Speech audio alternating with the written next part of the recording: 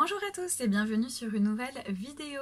Aujourd'hui, on va parler de filage avec le fuseau turc, comme celui-ci.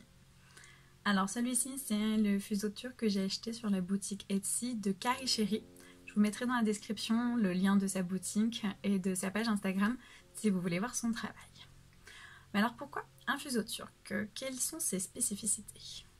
Donc déjà, comme on peut voir, c'est un petit fuseau composé de 3 parties amovibles, comme on peut voir ici. Donc tout d'abord, on a la tige principale, et ensuite on a 2 petites pales, comme ceci, une qui est plus fine que l'autre, puisque celle-ci donc vient s'insérer à l'intérieur de la deuxième, et ensuite, hop, elles viennent se positionner, voilà, comme ceci, sur la tige. Alors rappelez-vous, il y a quelques mois, je vous avais posté une petite vidéo pour fabriquer votre propre fuseau turc, comme ceci. Donc voilà, je vais trouver sympa de faire un petit atelier do it yourself pour fabriquer son petit outil de filage.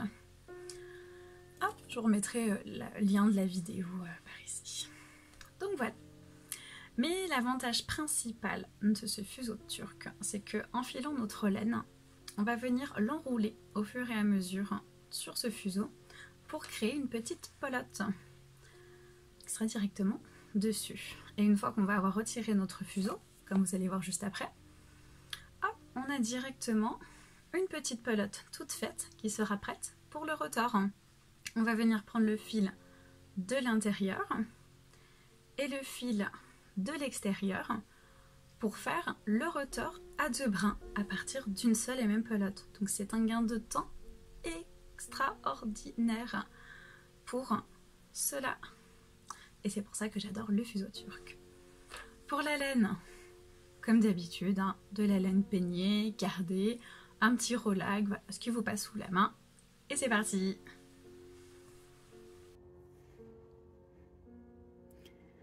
Alors pour commencer, je viens prendre ma laine et je viens commencer à faire un petit fil, déjà en faisant ma torsion avec mes doigts.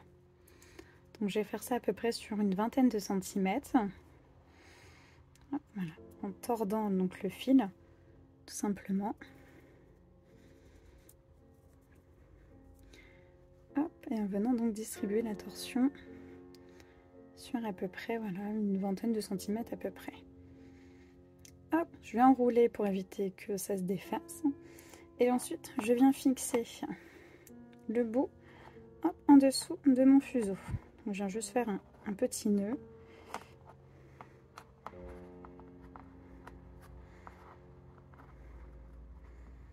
Voilà, comme ça. Hop. Et ensuite, une fois que c'est attaché donc là en dessous, je viens bloquer mon fil, tout simplement. Et là, je suis prête pour commencer. Alors, hop, tout simplement, comme un fuseau suspendu. Si vous voulez, je vous remets donc dans le coin le petit tuto pour le filage au fuseau suspendu. Donc voilà, je fais tourner et je fais donc mon fil. Je vais faire une petite longueur déjà de fil. Donc là, vous ne voyez pas, hein, je suis un peu hors champ. Mais hop, ne vous inquiétez pas, vous allez bientôt voir. Donc voilà. Là, j'ai une longueur à peu près suffisante de fil. Donc, hop, une fois que j'ai mon fil, je viens l'enrouler autour de mes doigts, comme ceci, jusqu'à temps que j'arrive donc là où j'ai attaché mon fuseau. Enfin, la laine à mon fuseau. J'enlève ici. Et c'est là qu'on va venir commencer à enrouler notre laine sur le fuseau. Donc pour enrouler, on va toujours suivre le même principe. On passe au-dessus de 2 branches, donc 1 et 2. Je passe en dessous d'une branche. Je passe au-dessus de 2, 1, 2. Je passe en dessous de 1. Et 2 au-dessus, 1 en dessous. Et au fur et à mesure, je déroule en fait le fil qu'il y a sur mes doigts. Alors moi, je préfère tenir mon fuseau par le bas, comme ça je vois toujours ce que je suis en train de faire. Donc au-dessus de 2, en dessous d'1.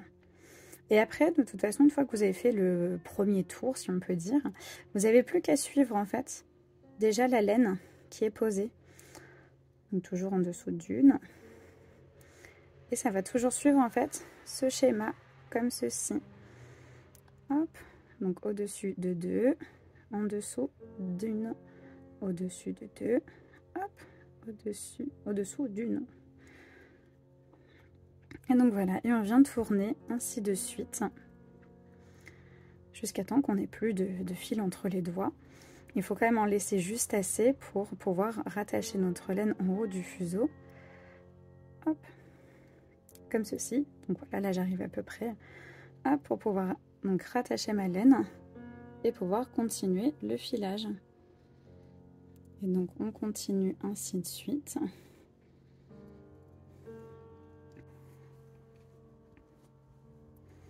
Cependant, si on continue d'enrouler le fil toujours comme ça, en suivant ici, hein, comme vous voyez, le long du fuseau, on va plus pouvoir enrouler au bout d'un moment.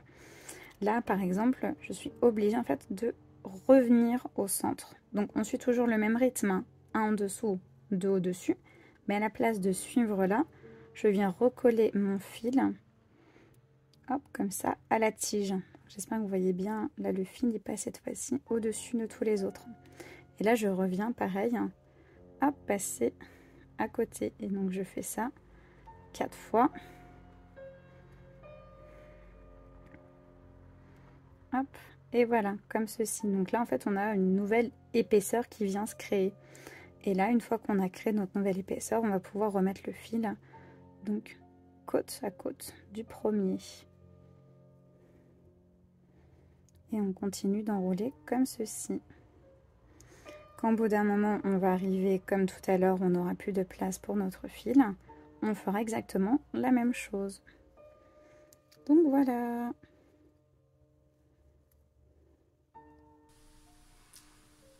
Et voilà, une fois notre fuseau bien rempli, voilà ce que ça donne. Donc là, j'ai vraiment blindé de chez blindé, je pense que je pourrais pas en mettre plus au risque que ça déborde.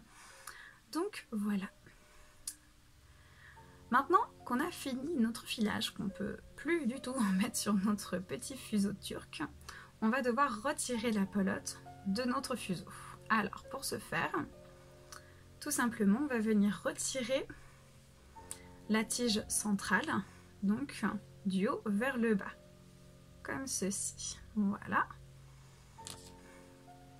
Et ensuite on va donc trouver la plus petite des pales, et on va venir donc pousser d'un côté pour la faire sortir de l'autre. J'espère qu'on voit bien comme ça. Voilà. Et maintenant, il n'y a plus que le dernier côté. Donc pareil, on pousse d'un côté.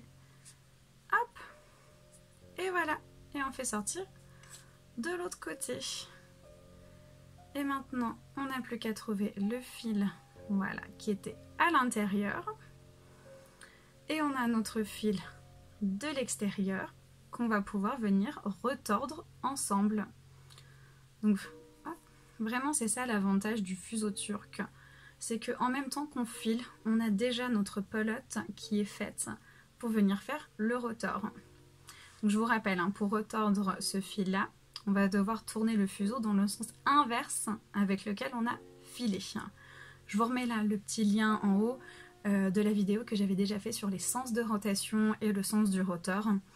Comme ça, ce sera tout clair pour tout le monde. Donc voilà notre résultat.